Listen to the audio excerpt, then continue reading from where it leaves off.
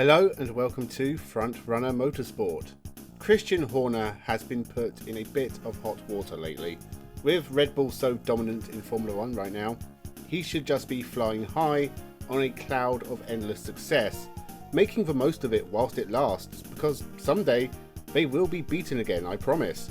Instead, Christian Horner has been hit with a very serious complaint that may just cost him his job at Red Bull and possibly his marriage to a Spice Girl, which reminds me of the toast-headed ex-Labour MP who dated a cheeky girl. Of course, right now we don't know the nature of the complaint. Red Bull are seemingly taking it seriously, going public and giving Christian Horner a hearing, but will this be the end of his time at Red Bull, or is this all a bunch of nothing that will blow over and be forgotten before the 2024 Formula 1 season starts? Well, make sure you subscribe and let's jump into the video. Christian Horner has been involved in motorsport for a very long time, going back to the early 90s when he was a fairly mediocre and forgettable race car driver himself, not doing a whole lot in terms of results in Formula Renault and British Formula 3, but he did get as high as the old Formula 1 feeder series, the International F3000 Championship.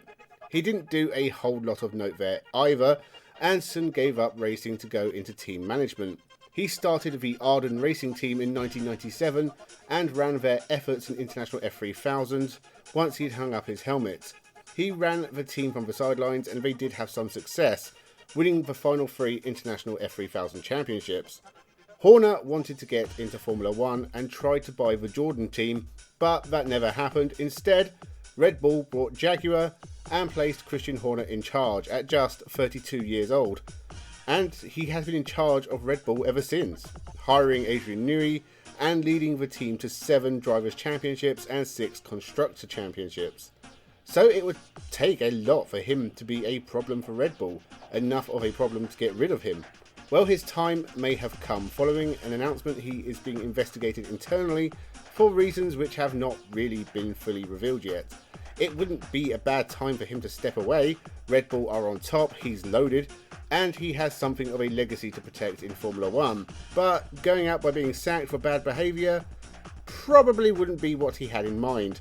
I saw a news article about how Jerry Halliwell was in shock and very angry and presumed it was a complaint of a sexual nature. It does not seem to be unless more details come out. It has something to do with him being controlling, and without knowing the full extent of how controlling or what specific things he was doing, it's difficult to pass judgment. If it involves shouting at someone, then a single complaint wouldn't necessarily be enough to sack him. He's been too successful and it could be put down to stress of the job.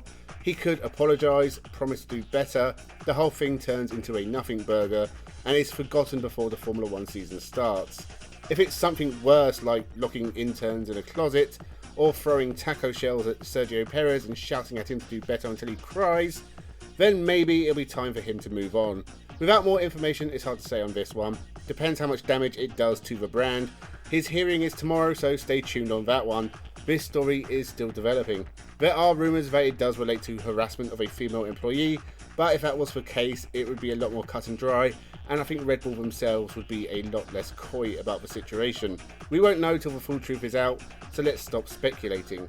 In a strange coincidence, a more shocking case of controlling behaviour has led to major shockwaves in Australian motorsport. A disagreement at Erebus has led to Supercars champion Brodie Kostecki trying to desperately flee the team and now being sidelined for the start of the season. A major blow for title chances as he looks to retain his crown. This is more cut and dry because Erebus CEO Barry Ryan and others in top positions at Erebus have a bad reputation. There is some uproar because both Erebus and Supercars made it sound like Brodie needed a mental health break, but it appears it has something more to do with a known toxic attitude and Brodie wanting to leave Erebus. Sponsors have been ditching the team in droves, including title sponsor Coca-Cola, and they are refunding team memberships to fans. So it's a bad look and a very expensive mistake. Right now, Todd Hazelwood is stepping in for round 1 at Bathurst. Beyond that, it's not known if Brodie can get out of his contract. Again, there are rumours, not necessarily to be believed, that Brodie Kostecki wants to go to NASCAR. He made his USA debut in 2023 and was apparently trying to organise a few drives in 2024. Some of his sponsorship is very Australian, and it would likely mean parting ways with some partners in favour of finding new ones, but given the current trend for Australian and New Zealand drivers to go race in America and find success overseas, I can believe it. Brodie is most definitely good enough. The current situation is messy and is dragging everyone involved through the mud, and supercars might be without Brodie Kostecki or Shane van Gisbergen in 2024, which would be a huge gap to fill. So with Christian Horner and Brodie Kostecki's current trials and tribulations still ongoing and not really having a satisfying ending just yet, let's look at some smaller pieces of news. Toyota's British touring car team have gone nuts with news. Rory Butcher is stepping down for a year, a big loss for the team as he has been their top driver over the last couple of years. Jack Sears Trophy winner Andrew Watson and Independence champion Josh Cook have been announced for the team with 2 seats still open, and no news on Tom Gamble or Ricky Collard as of yet for 2024.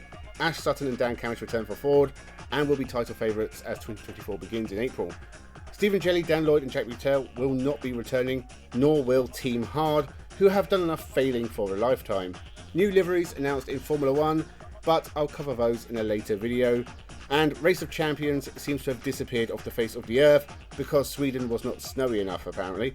Actually, all the news is bad news. There is no good news. Make sure you subscribe to the channel, leave your thoughts down below. Thank you for watching and have a good one.